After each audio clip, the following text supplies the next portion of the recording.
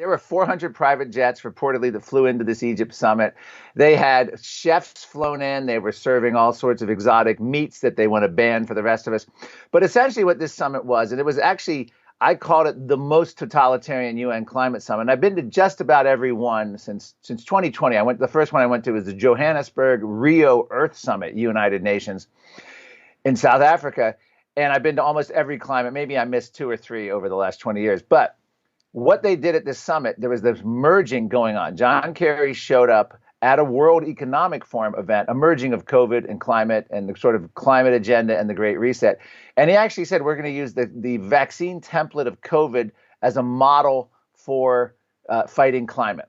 Al Gore showed up. Now, aside from the usual stuff of people demanding more money, climate reparations, okay, boring. Anyway, but what Al Gore showed up with was very significant. He showed up with a partnership with Google called Climate Trace, modeled after the COVID track and trace apps, that Google satellites, along with Al Gore, and now trying to partner with the United Nations and other corporate and NGO, total fascist sort of collusion, are going to be monitoring beginning about 75,000 individual CO2 emitters around the world. It's a Chinese social credit system for CO2.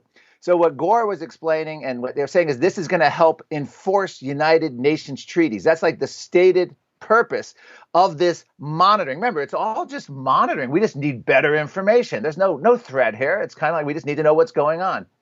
So what they're going to do is if your company is emitting a lot, and this is going to be individual farms, energy plants. Now, keep in mind, humans inhale oxygen. We exhale carbon dioxide. So who knows where they're going to take this? We already know last year the UN and MasterCard partnered up for a carbon monitoring MasterCard that they've developed. And VSEC came out with one this year. And the idea is when you hit your CO2 max, your carbon footprint max, your ability to spend money cuts off.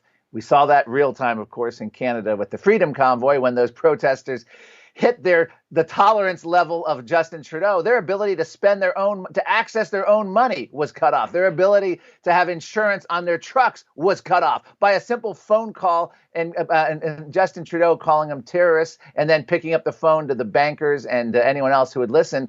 And everyone listened to Justin Trudeau and he was able to shut them down. So it's the same concept. So that summit was really that merging. And of course, the World Health Organization had a big booth there.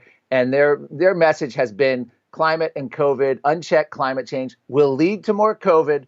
Ergo, if you don't support the UN climate agenda, if you don't support the Green New Deal or net zero, you're a grandma killer. So that's what shocked me about this UN summit. It really was the further merging of the Great Reset.